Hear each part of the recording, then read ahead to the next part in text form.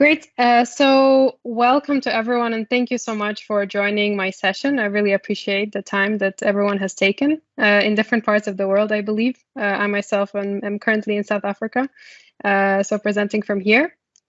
As Edward mentioned, the topic that I have today is on Synapse pipelines, and specifically how to actually make your pipelines dynamic by using metadata tables. So I'll be showing you how to do that. And my hope is that you'll be able to learn something from the session, and also that you'll be able to learn and see the value of making your pipelines dynamic, especially when you work in multiple environment setup. And we'll talk a little bit about that. Before I begin, I would just also like to mention that even though my topic or my session is focused on Synapse pipelines, I believe that what I will present today is very relevant also if you work in Fabric or if you work in ADF with pipelines there. So I'm more than sure that you can use the material, use what you have learned today also there. And another thing I also wanted to mention is that in my talk, I do assume that you have been exposed and have some sort of working experience with Synapse or Fabric or ADF pipelines, as I will not be going into too much detail of what each one of the different activities that I'll show does and what the purpose is, but I'll be going more into kind of how is it relevant for the use case that I'm showing. But having said that, let's dive in. So the agenda that I have prepared for us today is as follows. I will begin by talking a little bit about myself so that you know who is actually presenting in front of you. Afterwards, I will do a very, very brief introduction to Synapse pipelines. That is just because to make sure that we have gotten everyone covered, even those that don't have working experience. Hopefully, this will still allow you to follow somewhat the session, even if you don't have working knowledge. But again, I will anchor the talk to those that have worked with the Synapse pipelines.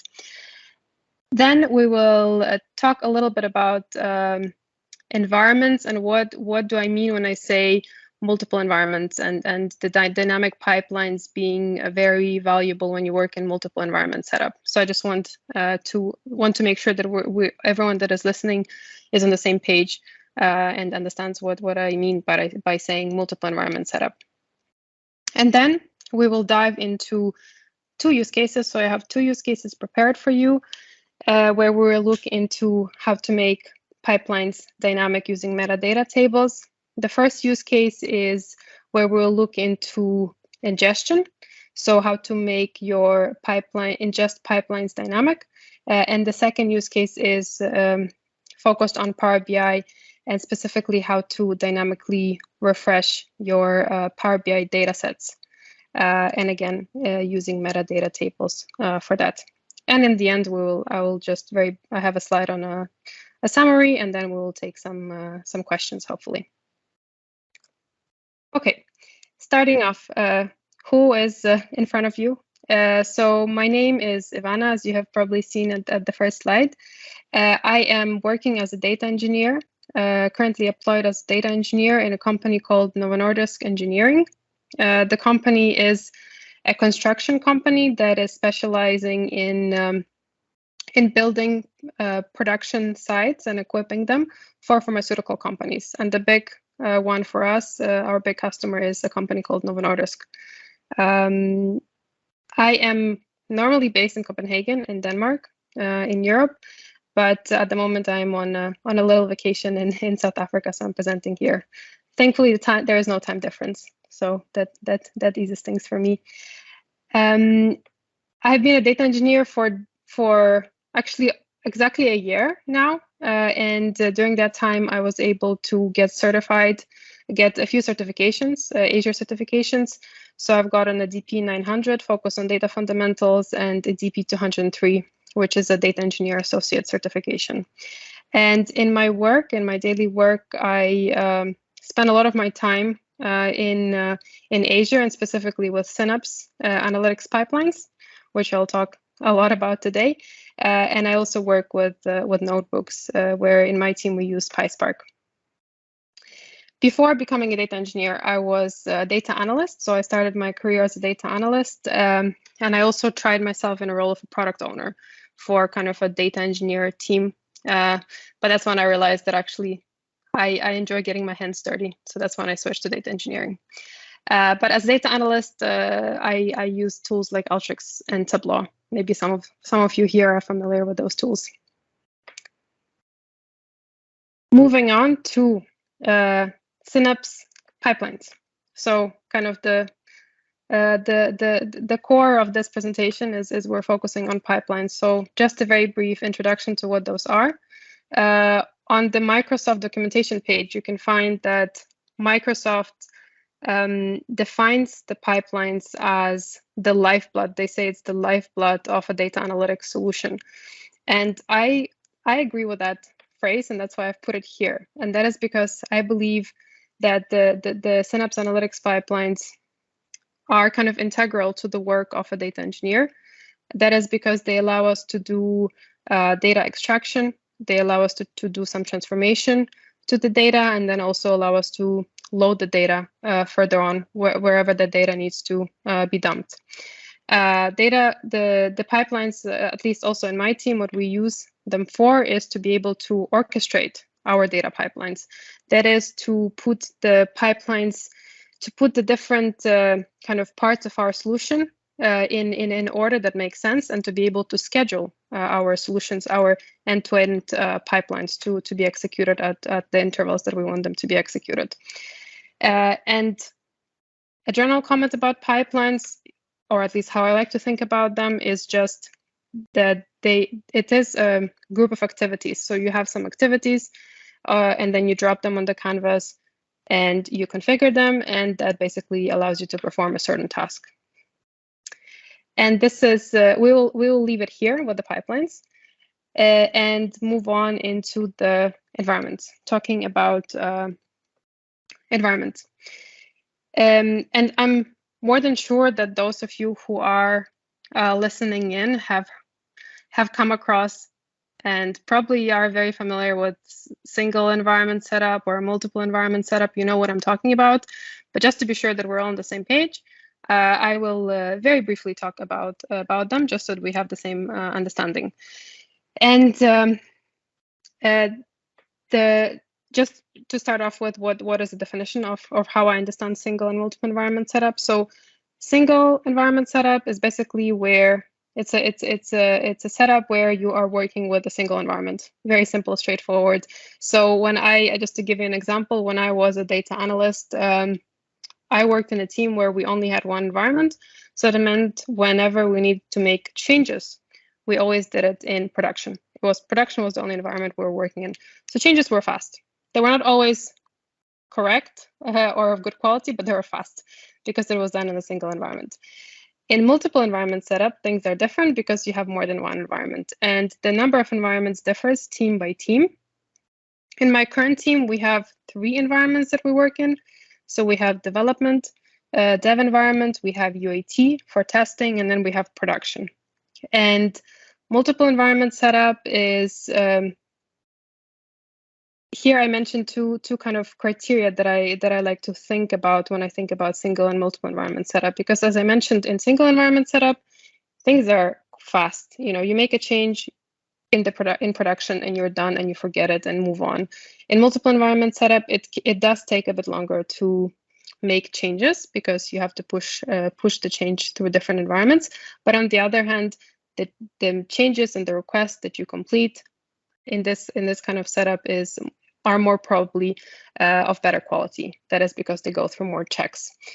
And I just have a few examples here. I just decided to draw up my own understanding of the single and multiple environment setup. And if we look at the single environment setup, as I mentioned, it's quite straightforward. When you have a request from your requester, a business user, most probably, that person will submit a request. You as a data person will accept it. You will make the development in production. You'll complete your development, and that's pretty much it. You could ask your requester to check that, for instance, those tables that they wanted added are actually added, or the columns that they wanted to be seen are now visible. But you don't have to, because the change you make is in production. So in case things are wrong, you would have to make still changes in production. So that's quite straightforward. Single environment setup is quite straightforward. Multiple environment setup is, as I mentioned also already, it's a bit more kind of complicated because there are more steps that the different requests and the changes you're making have to go through. And there is more people involved. And that is because if we take the same example of your requester wanting you to add more, let's say tables, they want more table, they want to be able to see more tables from a certain source system. What happens is they will have to submit that request in a form of an email, a talk in the corridor, or maybe some other more formal ways of submitting requests. Once that request is submitted, then you as a data person, or maybe your, I don't know, product owner or Scrum Master would accept that request, and then you would start working on it. So assuming we're data person number one, we would accept the request, and we would then work on that request in our development branch, in our development environment. There, normally you would have something called the main branch. You would branch out from that. You would do the development in your own branch. So in our case, it's making sure that those two tables that the requester wanted are being ingested. You would then submit a pull request with your changes, and then you would have to involve what I call data person number two. That is your colleague, who would check that you have actually completed the change, completed the request from your kind of business user, that you have actually done what you were supposed to, and also that whatever you have done is actually not interfering or not having a negative impact on any other solution or your any other parts of your solution. Once the pull request is approved, deployment has to happen into UAT, assuming that you have UAT environment, as my team does, my current team does. You would deploy the changes into UAT. Then those changes have to be tested. So what we do in my team is normally a person who requests for the changes to be made, we ask them to actually do the testing and to confirm that, yes, whatever you have asked is actually what we have delivered. Once that's done, only then can the changes be pushed to production. So here is the deployment to production as the last step. So all in all, looking at this, I hope you'll be able to see that multiple environment setup, it's most probably you're going to deliver better quality product, meaning you're less likely to make mistakes, create bugs. That is because your changes are being reviewed by your colleague and also by the requester. But on the other hand, it does take a bit longer because it's not as in a single environment when you just make a change in production, move on, but it does require many more steps before something is actually in production. Okay, I will stop here. I think a single and multiple environment setup is a very interesting topic. A lot can be said on that, but I'll stop it here. I hope we now have the same understanding of what multiple environment setup means, and keep that in mind when we're talking. When I'll be talking about the two use cases in a bit. And now we can start actually. Now I think we're ready to start with looking at the two use cases. We'll start with the data ingestion. So here we're trying to understand how can we build dynamic pipelines using metadata tables. And the use case I have for you here is as follows. So imagine you are a data engineer and you have been requested to ingest two tables.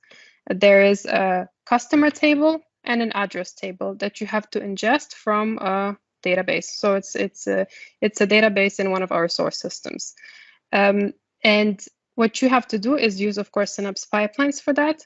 And once ingested, you have to then load the data into your data lake. The little kind of caveat or something to remember here is that what we are requested to do is not only to ingest the data and to load it into the data lake and to dump it there, but also that in the future, and it can be near future, it can be much later, the requester is probably going to come to us and ask us to ingest many more tables, maybe from the same database, maybe from a different database. But the point is there will be more requests, data ingestion requests in the future. And the expectation is that we have to deliver that in a short period of time. And Big thing to remember here is this use case, we are assuming that we're working in multiple environment setup. So the question is, how do we get this accomplished and satisfy these two requests as we see here, these two bullet points? How do we do that in with Synapse pipelines? And what is the best way? I have personally come up with 3 alternatives how I would do it, and I'll briefly walk you through each one of them, and then show you how that can look like in Synapse. The first one, and the most straightforward, at least in my opinion, is doing this using parameters. So we have 2 tables that have to be ingested. It's the same database, it's the same schema, but it's 2 different tables. It's the address and the customer. So in your Synapse pipelines, what you have to do is use parameters, and in one of the parameters you have to have is for the table name, where you would specify a list of parameters a list of tables that you want ingested, and then use a copy activity to ingest those. Quite straightforward. The second use case is using the tables in our storage account. So as you probably know, in our storage account, there are different types of the kind of data stores. So there is containers, queues, file share, and then there is also these tables. So what we can use is these tables and create a table where we would specify what tables from our source systems we want ingested, and then use that actually in our Synapse pipelines in order to then iterate over those tables, table names like customer and address, and then ingest those using the copy activity. Again, I'll show you how that's done in a bit. And the third use case, or the third alternative in getting this request completed, is using the metadata table. And this one is quite similar to using the tables in the storage account, except for instead of having tables in the storage account, which are actually NoSQL and it's a key value store, we would use actually tables in a database. It can be even a separate database, or it can be even a separate SQL server we would create with a database specifically dedicated to metadata tables. We would create a table there dedicated to our ingestion, where we would specify the different tables and databases that we want ingested. Again, I'll show you how that can look like in a bit. So now I'll show you. We'll go into Synapse and I'll show you these 3 use cases and how they can look like in practice. And afterwards, we'll talk about the kind of the pluses and minuses, or benefits and drawbacks of each one of these solutions. We will start with using the parameter. And this was, I mentioned, at least in my opinion, is quite straightforward, because all you have to do here is, as you can see, is just basically have a parameter for a table. I also have one for schema, but we actually don't need it because the tables that we have to have ingested are stored in the same database and with the same schema, so we don't have to even specify that. The important part for us is to create an array for our table names. So here we want address and customer tables ingested, which I specify here. And then, as you can see on my canvas, we have, it's again straightforward. We have 2 activities that are helping us to ingest the 2 tables and then load them into our data lake. The first one being the for each loop, which utilizes where we actually pass the table names, and then the copy activity, which then iterates over the table names that we have specified in the parameter, and ingests and copies the data into our data lake. I will, and then just maybe to show you how it looks like. So in the source, as I mentioned, of our copy activity, I specify the source where we're getting the data from, which is the database where kind of our tables are stored, and in the sink is our data lake location. And once I run this, what we would expect is when I go to my data lake, I would expect that once this has completed running, that those two tables are then refreshed in my data lake. That is because I have ingested them before, so it has to be refreshed. So let's see. As you can see here, the last time I was playing around with this was around an hour and a half ago. So if I refresh this, I would expect that these, yes, the refresh, the last modified time changes. That means that using the parameters, the solution, we're able to also ingest the data and the address in the customer tables and store it in our data lake. So that was the parameters. Now I will show you the table storage. And here it looks more or less similar to what you have seen until now, except for, as you can see, you don't have the parameters specified here. That is because in order to list all the tables that we want ingested, we are using the table store in our storage account. And I'll show you how that looks like before we start looking into the lookup activity. So I'll go into my storage account. And then I'll find the tables here. And as you can see, I've created a table called source objects. You can call it however you like. And I've populated it with just the necessary properties that I need, namely the name of the database, the schema, and the name of the tables. The most important for me is the name of the table because that changes. And I also want to be able to then update this table with more tables that need to be ingested in the future. Important thing to note here is that with tables, as I mentioned, they are a key value store, and then we have to, whenever we are creating an entity here, so whenever we would add, for instance, a new table that we would want ingested, we have to always specify the partition key and the row key. That is a must key, a must, and a row key is kind of like our primary key. And then, of course, the other properties that we want. Now, going back to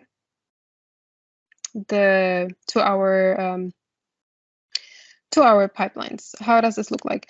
As I mentioned, the solution looks quite similar to what you have seen with the parameter example, except for we have a lookup activity here. And the purpose of the lookup activity is that we want to be able to connect to the table that I've just shown you, and then grab the data, grab this information from the table in order to then use the source object name and iterate over and pass that into the for each loop so that we can get the data from these two particular tables in our source system. And again, just to show you, in the for each activity I specify, you see that I want to get the output value of the lookup activity. And the output value will contain all the properties that you have seen, but the one we're interested in and the one we're using in the copy activity is actually the table names. And I've also specified the schema, but again, it doesn't change. But we can use both of these. So we pass both of these in order to specify what we want ingested and then loaded into our data lake. And once I run this, I would again expect that in our data lake, the tables would refresh with the new timestamp. So we have had here at 52. So let's see. It should then be updated with the current time once the refresh has happened. Okay, one of them has refreshed. Let's see. The other one has refreshed, yes. So that also worked. So the data has been refreshed. And again, once you do need to add more tables to be ingested, you can then just modify and add an entity to your table in the storage account, and that'll be done automatically. And lastly, I'll show you the metadata table example. And this one looks exactly the same as what we have seen until now, except for, of course, in the lookup activity, we're not going to read or look up the values in our table in the storage account, but we are going to look it up in a database. And maybe I'll show you what I've done here and how that looks like actually, how the table looks like in my database. So as you can see here, I'm currently in the SQL database. This is the one where you see here these sales, LT, address, and customer. These are actually the tables that I want ingested. And because I was lazy, I didn't create a separate database or a separate even a server for my metadata tables. So I've just created them here in the same database. The best scenario, and also what we do in my team, is actually we have a separate server with a database dedicated specifically to metadata tables, different kind of metadata tables that we maintain. But in my case, to simplify things, I've just created the metadata table with the list of my table names to tables to be ingested. I've just created it in the same place as I have the data. And here what I do is it's a simple table. What I specify here is the name of the database, the schema, so it's sales LT, and then the two tables that I want ingested. And that's it. And then in my lookup, what it does is then I basically just ingest everything from this table and pass then the output, the values into my for each loop, which then is the copy activity then runs twice, once for the address and once for the customer table. And let's again, the same output, we expect the same output. Once this has executed, we expect that our the two tables have been refreshed in our data lake. So let's just give it a bit of time. It's not a lot of data at all, so usually it takes just a few seconds. Yes, then it has refreshed as well. All right, so I hope that's clear, and I'll leave it here for this use case. And I'll go back to the presentation, because what I would like us to now very briefly talk about is actually to look into these different solutions that I have shown you, different alternatives, and to talk about what are the kind of benefits and drawbacks of each one of them. So we want to compare them. And I've chosen to compare these three alternatives of how to make your ingest dynamic, compare those on kind of 4, let's say, attributes. And here I would like us to look at firstly fast time to market and how fast we're able to basically deliver the request, deliver the new tables to our users, to our requesters, when we're working in a single environment, when we're working in a multiple environment setup, and then also look at how easy it is to set up these different alternatives, different solutions, and how easy it is to maintain. And if we start with the first one, the fast time to market in single environments, here I have basically given a tick to each one of these alternatives. That is because I believe when you work in a single environment setup, no matter, regardless of the solutions that you use, you will be able to very quickly deliver. So very quickly deliver on the request of your business user. So if tomorrow our business requester comes and says, "Hey, I don't only want address and customer, but I also want some other table from the same database or even from a different database," you'll be able to accomplish that very fast when you work in a single environment setup. That is because it's production. You don't go through all the steps of having your work verified. Whereas if you work in multiple environment setup, the parameter solution will cause you a bit of trouble. That is, it will not be fast. That is because with parameters, it's part of your source code. So when you'll be wanting to add more tables, let's say you want to add one more table to be ingested from this sales LT schema that we have just looked at. If you want that to accomplish that, you will have to modify your array, your parameter of type array. And then it has to be would have to create a pull request. It has to be reviewed. It has to go through UAT before it actually is in production. It will take a long time. Whereas this is not the case with table storage, when you use the tables in your storage account and when you use the metadata table. That is because the changes are much more, it's simpler to implement because you just have to modify, you just have to add an entity in your table in the storage account, and you have to add a row in your metadata table, the source objects ones that I showed you. As for the ease of initial setup, I argue that the parameter alternative that we looked at is the easiest one, and I hope you agree with me. And that is because it's straightforward to set up. You just have to create a parameter. Whereas for the table storage and the metadata table, the source object metadata table we looked at, it takes a bit more effort because you have to create a table from scratch in both cases, and you have to populate it. So it takes more time. The ease of initial setup is it's not as straightforward as the parameter one. As for the maintenance, I've said that the parameter one, that one is, the maintenance is not as straightforward. And here I'm assuming we're working in multiple environment setup. That is because, again, you have to modify your parameters and you have to push those changes through. Table storage, I've kind of given it a half tick. That is because here, even it, as I mentioned, it is when you need to add a new, for instance, table to be ingested, you can just add an entity to that particular table in your storage account. But on the other hand, tables in the storage account are not tables as we know them. It is a key value store. It does require you to always specify the the partition key, the row key.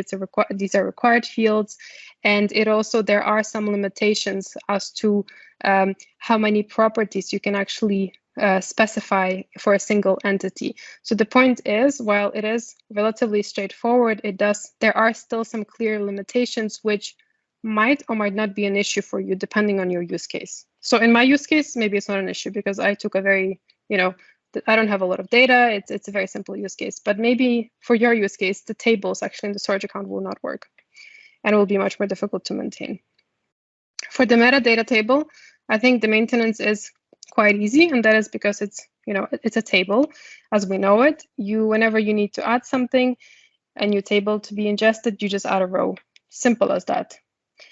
So in my opinion, the metadata tables are the most kind of optimal way of making your pipelines dynamic, and it's especially valuable when you work in multiple environment setup.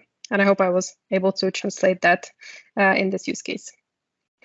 And yeah, before we move on to the next use case, actually, I just wanted to mention a few things about metadata and what you can maintain. So what I've shown you again here, the metadata table I've shown you, the source objects one, I just maintained the most important for me was to maintain the table name because that was changing, right? That we wanted the address and the customer. But you can use your metadata tables for all sorts of purposes in order to make your pipelines dynamic in all sorts of ways. You can maintain database names, you can maintain schemas, you can maintain even columns, because not always will you want to ingest everything from a specific table. You can also maintain the frequency of ingest for the different source systems and the different tables that you want. So the point is, the metadata tables are great because you can maintain whatever metadata you want and use that in your pipelines. So just remember that. Now I will move on to the second use case that I've prepared for you, which is looking into Power BI Refresh, and specifically how to dynamically refresh your data set or data sets in Power BI, and how to build a dynamic solution for that, meaning that whenever you have to refresh, whenever you have multiple data sets and you're adding more data sets to be refreshed, how can you do that in a dynamic way where you don't have to take many steps for that? So I'll show you exactly what I mean by that in a bit. The use case we have is as follows. Imagine we have already ingested some data. So the address, customer, maybe have ingested more data. And now what we're requested to do is to build some logics to prep the data and model the data that we have ingested. So combine some of the tables, maybe add some logics, filter something. We want to have a script for that. And then afterwards, we want to be able to use whatever comes out of our prepping and modeling, whatever tables come out of that, we want to be able to use that in order to build a data set in Power BI, which is then used to build the different reports on top of that. And so our request is, we need to be able to prompt a Power BI refresh of data sets. And then we also know that even though at the moment we're building we only have one data set that has to be refreshed in Power BI on regular basis. In the future, we know that there will be more data sets built on the same data that need to be also refreshed on regular basis. And we should be able to accommodate that. So it has to, again, be fast time to market. So if there's more data sets in the future, they have to also be refreshed. And what are the alternatives for this? I came up with two. And the first one is that when you have data sets that have to be refreshed, the most straightforward thing to do is to schedule a refresh in Power BI. You have a data set in Power BI, you schedule a refresh in Power BI. The idea here would be that you would have your kind of, if we look at this solution or this use case that I've shown just now, you would have all the kind of the end-to-end pipeline, let's say, the ingestion and the prepping and the modeling. You would have all of these steps in Synapse that would be scheduled at a certain interval. Let's say you want it done once a day, and then you would have to schedule a Power BI refresh of that data set that is using the data from your for the model data. You would have to schedule that in Power BI and time it in a way where you would know that, for example, if your kind of end-to-end solution in Synapse takes 20 minutes, then you would put a buffer of 5 or 10 minutes, and then you would prompt a refresh 10 minutes after that. So if, for instance, our pipeline is running at 4 in the afternoon and it takes 20 minutes in Synapse, then you would schedule a Power BI refresh of that data set at, like, I don't know, 4:30, just that you have a buffer of 10 minutes. This way you can be sure that the Power BI data set is also refreshed on a daily basis, and also then shows the most updated data for the reports that are built on top of that. That's one alternative. The other alternative, though, and the one that at least I believe is smarter, let's call it that, smarter, is to actually prompt the refresh of your data sets already in Synapse, so that you don't have to schedule 2 refreshes, one in Synapse and one in Power BI, but everything can be done in Synapse pipelines. And so I will show you how to do that now, and then I will also show you what makes it dynamic, or how can you make it dynamic using your metadata or the metadata tables. So we will go into Synapse once again. I'll just close these examples. And here I have my use case for Power BI. So firstly, a disclaimer that what you see here, it has a few prerequisites before you actually can. There are a few prerequisites of what you have to configure in order for the Synapse to be able to authenticate and actually prompt a refresh of the data sets in Power BI. It's not very straightforward, I can tell you that. It took me a while to figure out, but it is worth it. So I would really recommend to do it. And I will not go through exactly what is needed, but just in a kind of very briefly, what I did is basically, or what you have to do in order to make the solution work, is that you have your Synapse workspace and you have your Power BI workspace, and you basically have to make them talk, and you have to make sure that Synapse is able to authenticate against your Power BI workspace, and then it's able to, in Synapse, you're able to use then the Power BI, REST API in order to prompt the refresh. So instead of that being scheduled in Power BI, it's done in Synapse here. And for this, I used the service principal. So I had to create an app registration and configure that.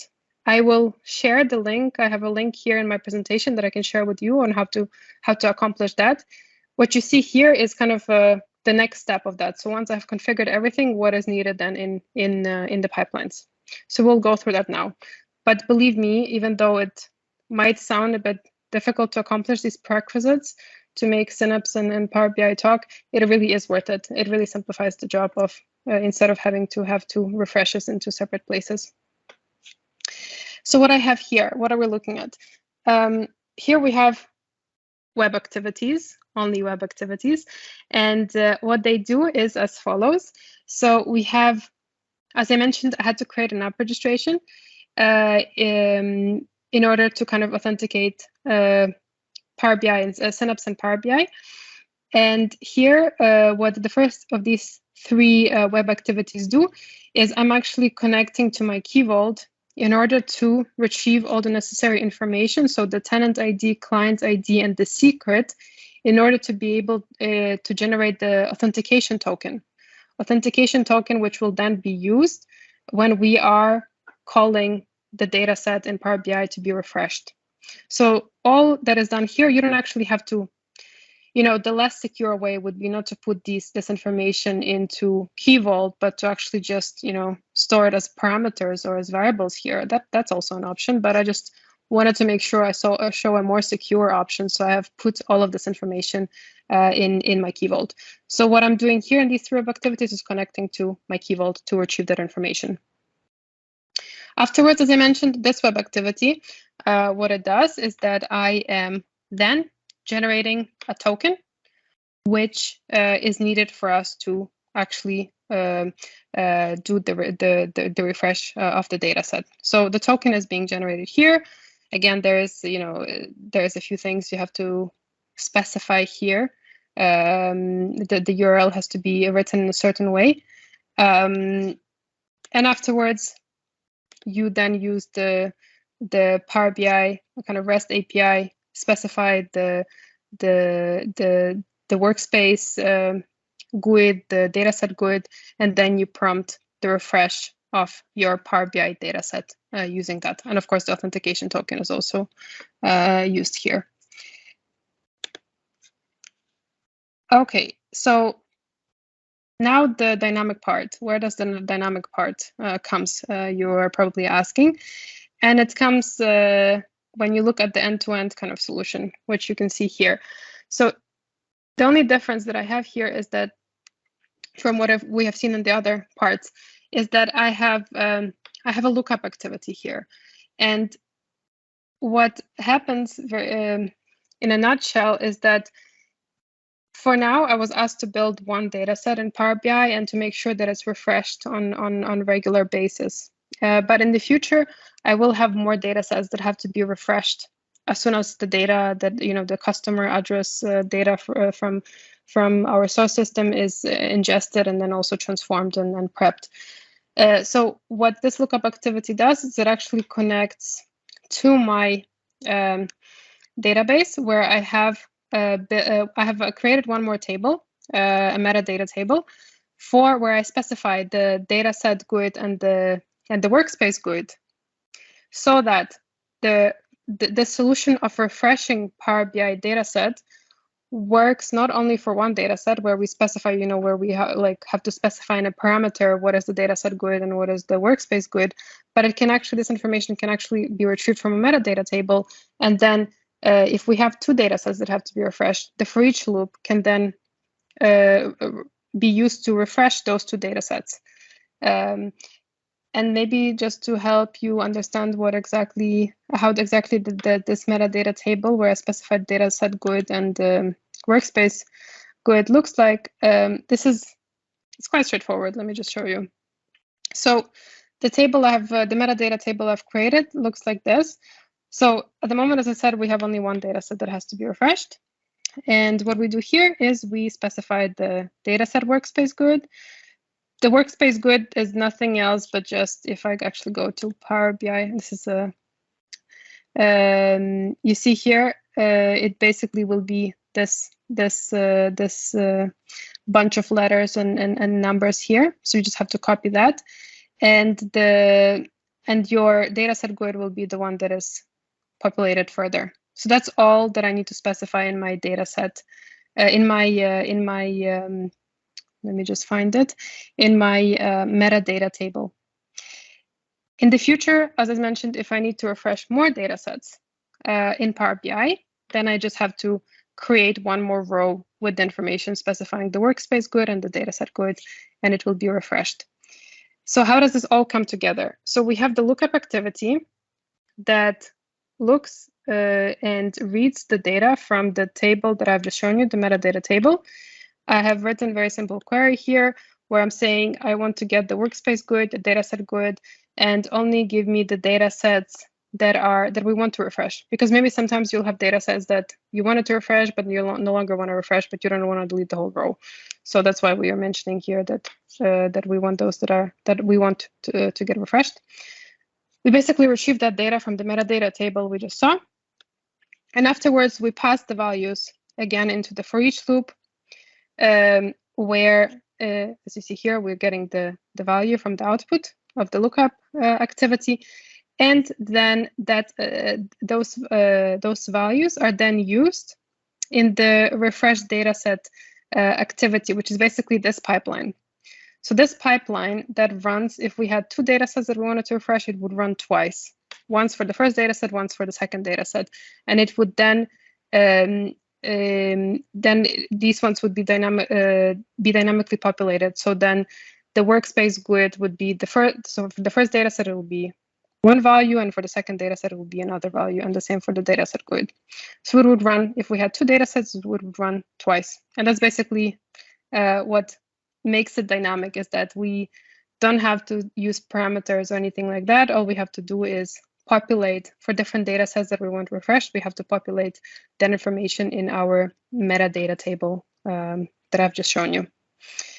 Okay, and now we can see if it works. So when I debug this, what I would expect to see is that because I have only one data set, this master, what I called master data set, I would expect that then once the authentication token is generated, the Power BI REST API, what it does is then it actually prompts the refresh of this data set. And as you can see, something is already happening here. So that is telling me that something is being refreshed. And there we go. So this is exactly the time, and then this data set has actually been refreshed directly from Synapse. And I think that was all for my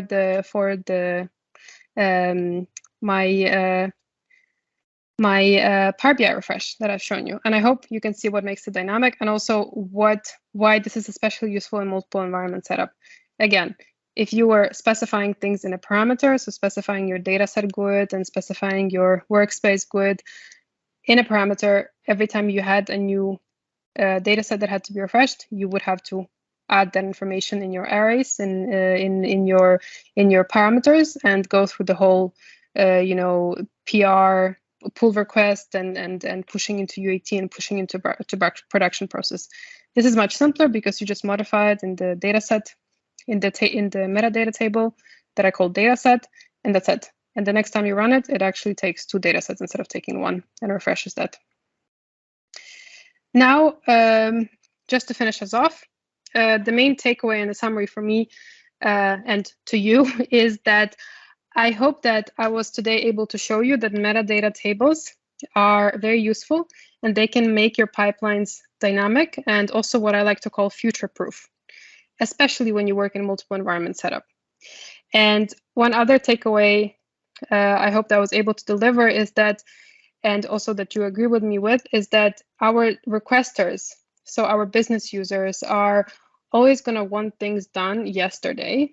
Things have to be done urgently and fast and yesterday, and we cannot really control that as data engineers.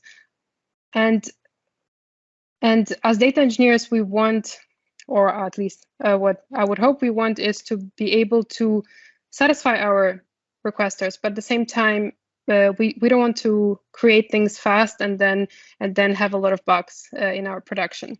So what metadata tables allow us to do is they kind of allow us to have this, to reach this kind of equilibrium where we can deliver things much faster, working in multiple environment setup. We can deliver things fast to our requesters, relatively fast, and at the same time, because we work in multiple environment setup, we can develop those and deliver those requests without bugs. So that's why metadata tables are very, very useful. And I think that's all. If you would like to connect with me, you're very welcome. I am on LinkedIn, and also I recently started writing on Medium, and I've also actually written a post about exactly these two use cases that I've presented today. And the last one, I'm not sure if this presentation is going to be shared, but I do have, as I mentioned to you, I have some references if you want to set up and be able to have your data sets refreshed directly from Synapse. I have some references on how to do that. And I think that is all from me.